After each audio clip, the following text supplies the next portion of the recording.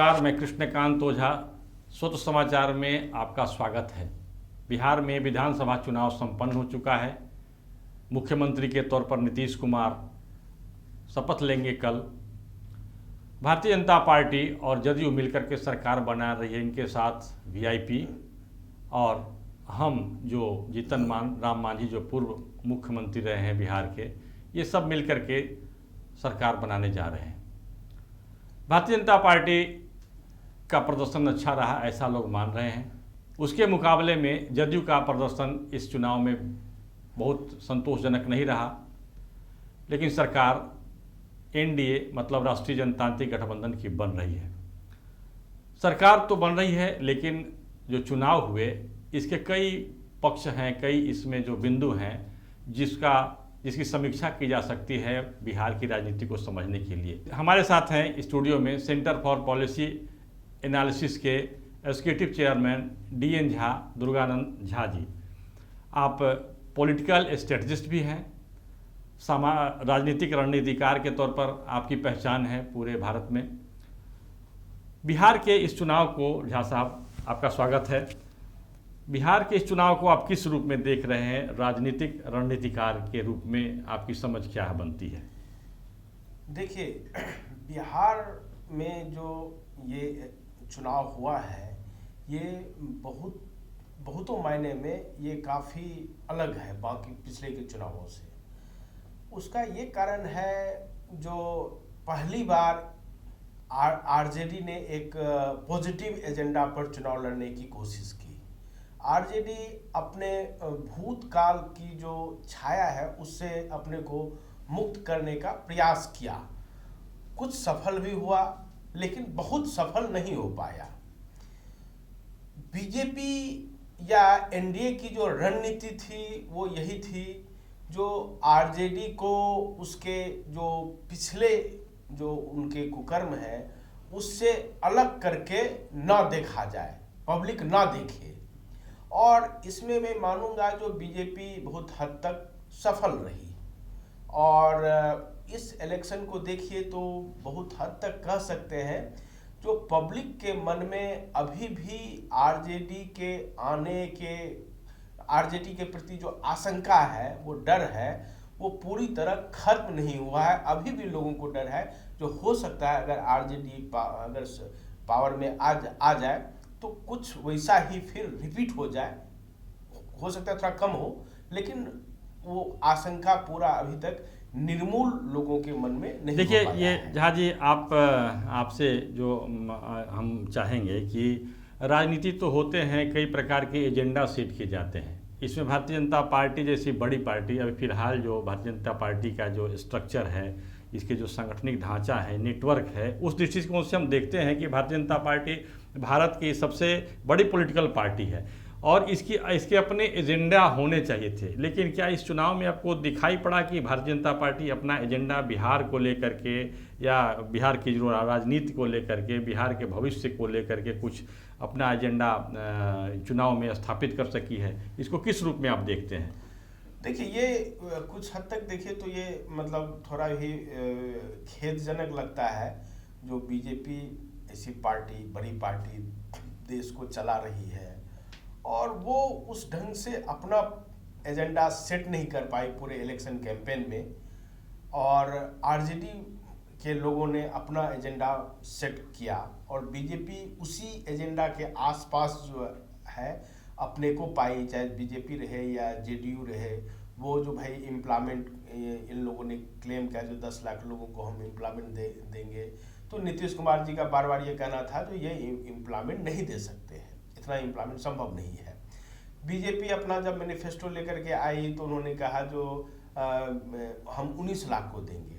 तो दोनों ये लगा, जो एक अगर मान लीजिए बीजेपी 19 लाख कर रही है, नीतीश कुमार कर रही है जो 10 लाख देना संभव नहीं है, तो अब थोड़ा इसमें कंट्राडिक्टरी भी यहाँ थोड़ा सा आपसे हम हस्तक्षेप करना चाहेंगे कि जहाँ तक रोजगार की जो बात है, जब रोजगार की बात करते हैं तो रोजगार अलग चीज़ है, सरकारी नौकरी अलग चीज़ है। तो बिहार में जो ये चुनाव हुआ इसमें राष्ट्रीय जनता दल जो उसके नेता हैं तेजस्वी प्रसाद ने जो बात कही वो 10 लाख सरकारी नौकरी की बात की, लेकिन 10 लाख के अलावा भी यहाँ बहुत सारे रोजगार चाहने वाले युवा हैं, उनकी तो बात नहीं हुई। रोजगार सृजन करना मतलब रोजगार का अवसर पैदा करना, न कि सरकारी नौकरी तक बात को सीमित करके। और इन लोगों ने पूरे विमर्श को सामने रखा और एक तरह से समझिए कि जो मतलब राजनीति में जो चुनाव के अवसर पर जो किया जाता है वो अंधेरे में भ्रामक बातें की जानी। इसमें सत्ता पक्ष और प्रतिपक्ष ये दोनों को किस रूप में आप देखते हैं? देखिए, इसमें क्या है, जो अब नीतीश जी भी लगभग 15 साल से थोड़ा 1.5 साल बीच में हट गए थे, तो उसको हटा दिए, तो लगभग 15 साल से लगभग वो पावर में है। लेकिन रोजगार के मुद्दा पर ऐसा वो भी कुछ बहुत नहीं कर पाए हैं, जिसके कारण लगे जो बहुत ज़्यादा प्रोमिसिंग उनका कुछ लगे जो आगे वो कर सकते हैं। और वो ऐसा कुछ कह भी नहीं रहे थे जो हम इतने लोगों को रोजगार दे देंगे, ये दे देंगे।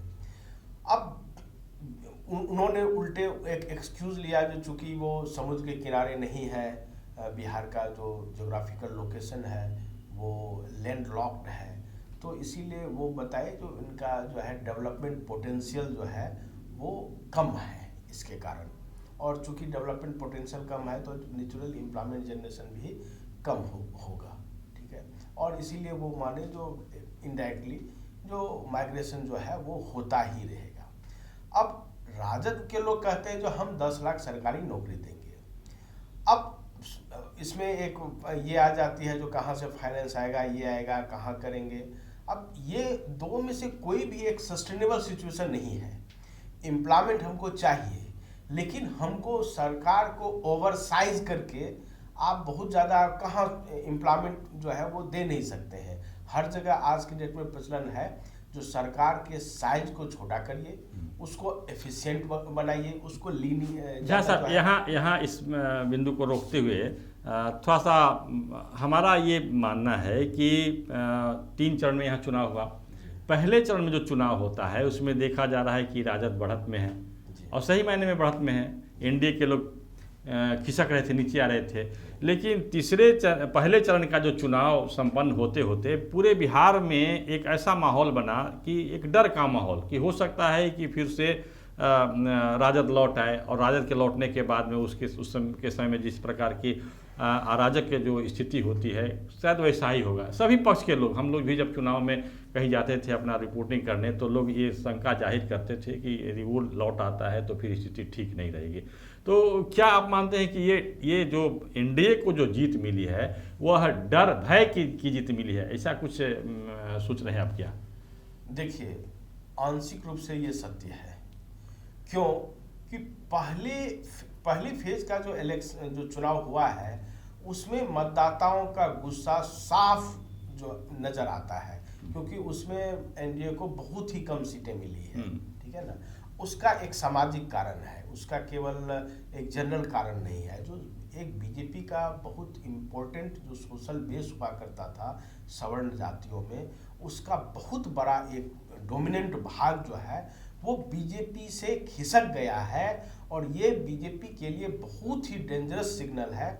और बीजेपी के लीडरशिप इस सिग्नल को कितना गंभीरता से लेते हैं, इस पर बीजेपी का बिहार में आगे राजनीतिक भविष्य क्या होगा ये बहुत डिपेंड। थोड़ा सा आप बिल्कुल आपने कह दिया कि जो बीजेपी का जो आधार वोट है, वोट बैंक है, जिसको सवर्ण कर सकते हैं, व्यवसायी वर्ग कर सकते हैं, खिसक गया है या खिसकने के मूड में है और दूसरे और तीसरे चरण में ठिठक गया, मतलब जाने से रुक गया, ऐसा क्या आप? जी ऐसा, क्योंकि परिणाम तो ऐसा नहीं आता, खिसक जाते तो परिणाम ऐसा नहीं आता। पहले फेज में खिसक गया था, गुस्सा अपना निकला। दूसरे फेज में थोड़ा ठिठका, उधर जाने से रुका। इसके कारण जो है थोड़ा राजद से हल्की बढ़त जो है वो एनडीए को दूसरे फेज में मिली है, ठीक है। लेकिन थर्ड फेज में है एनडीए को बहुत ज़्यादा बढ़त मिली। उसका कारण ये है जो सबको लगा जो राजद का शासन जो है अब एक रियलिटी लगने लगा। जब लगा जो राजद का शासन एक रियलिटी होने वाला है तो फिर सबने गुस्सा के ऊपर, सरकार के प्रति जो गुस्सा था, नाराजगी था, उसके ऊपर डर ज़्यादा राजद के शासन का आने का जो डर था वो ज़्यादा हावी हो गया और लोगों ने डर को पसंद किया, जो नहीं जो है वो जो है हमको बीजेपी और जदयू का शासन चाहिए। कम से कम वहाँ बहुत पॉजिटिव नहीं होता है, लेकिन वो जो ओपन गुंडागर्दी होती थी वो नहीं होगी। अब एक बात और आती है कि अभी कई एडिटोरियल में भी बातें आ रही हैं कि जो जनादेश मिला है उसमें एनडीए के बारे में कहा जाता है कि एनडीए को झीनी बहुमत मिला है, बहुत हल्के बहुमत से मिला है ताकि वो सरकार में किसी प्रकार से आ जाए। सच्चाई है या? तो आप इस रूप को क्या लोकतंत्र का ये जो विकास जिस रूप रहा है उसमें जो प्रतिपक्ष है उसको भी बहुमत मिला है, जोरदार बहुमत मिला है और उसका उपयोग करके सत्ता पक्ष पर दबाव भी डाल सकते हैं, या इस प्रकार के जो अभी खरीद फरोख्त की बातें चल रही हैं कि बहुत बड़ा चंक उठ करके किसी पार्टी का टूट करके दूसरी पार्टी में चला जाए, ऐसे हो जाए, तो क्या आपको लगता है कि ये अस्थायित्व के दृष्टिकोण से जो अभी जो जनादेश मिला है उसको आप किस रूप में देख रहे हैं? देखिए, अगर आप देखेंगे जनादेश को तो मान लीजिए सबसे बड़ी पार्टी तो आरजेडी है 75 सीट्स पा करके, उसके जस्ट बाद जो है बीजेपी है 74 सीट्स पा करके। बीजेपी के परफॉर्मेंस को अब अगर आप एनालाइज करते हैं तो आप 2015 से अगर के तुलना करेंगे तो गलत होगा, क्योंकि 2015 में आप नीतीश कुमार के साथ नहीं थे, आप 2010 में नीतीश कुमार के साथ थे। और अगर आपको अपने परफॉर्मेंस की अगर तुलना करना है तो 2010 में से करना होगा, जो 2010 में आपके पास आपको 102 आपके मतलब बीजेपी के पास बीजेपी को 102 सीट मिला था और 102 में आपने 91 सीट बीजेपी ने जीता था। स्ट्राइक बहुत हाई था। लेकिन 2020 में बीजेपी 110 सीटों पर चुनाव लड़ी है, लेकिन उसको मात्र 74 सीट मिला है। तो उस ढंग से बीजेपी की देखिए, अगर राजनीति देखे हैं तो बीजेपी की राजनीति जो है वो चौराहे पर आके खड़ी हो गई है। और एक चीज मैं और बताना चाहूँगा, जो मैं बिहार इलेक्शन के दौरान कई एरिया में काफ़ी घूमा, बीजेपी के प्रति गुस्सा लोगों में नहीं था। जो बीजेपी के जो सपोर्टर्स के बीच में काफ़ी मैं घूमा तो बीजेपी के प्रति गुस्सा नहीं है, लेकिन बीजेपी जो बिहार में राजनीति कर रही है उस राजनीति के प्रति जो है वो गुस्सा वो एकदम स्पष्ट नजर आ रहा था। बिहार में बीजेपी को अपनी राजनीति जो है उस पर सोचना पड़ेगा। बिहार की राजनीति जो है वहाँ बीजेपी के जो सपोर्टर्स हैं वो अपने को मतलब बहुत डिप्रेस्ड फील कर रहे हैं। उसके साथ जो है बीजेपी जो है बहुत ही मरमरीन था लोगों के मन में बीजेपी की राजनीति के प्रति। बीजेपी के प्रति कोई गुस्सा नहीं। तो इसका मतलब क्या आप ये सोच रहे हैं कि नीतीश कुमार के प्रति जो गुस्सा था, जो एंटी इनकम्बेंसी थी, उसका खामियाजा बीजेपी को भुगतना पड़ा? देखिए, नीतीश कुमार के प्रति जो गुस्सा था वो बाकी लोगों का रहा होगा, लेकिन बीजेपी के समर्थकों का बीजेपी के प्रति गुस्सा था, बीजेपी के राजनीति के प्रति। जब मैं बीजेपी के प्रति कर रहा हूँ तो बीजेपी के राजनीति के प्रति यहाँ गुस्सा था। यहाँ जो 2-3 लोग बिहार बीजेपी में हैं जो कि सारे नीति निर्धारण करते हैं, उनका जो एक खास वर्ग, सामाजिक वर्ग के तरफ कुछ ज़्यादा झुकाव रहा, जो कि बीजेपी के ट्रेडिशनल बेस से अलग है।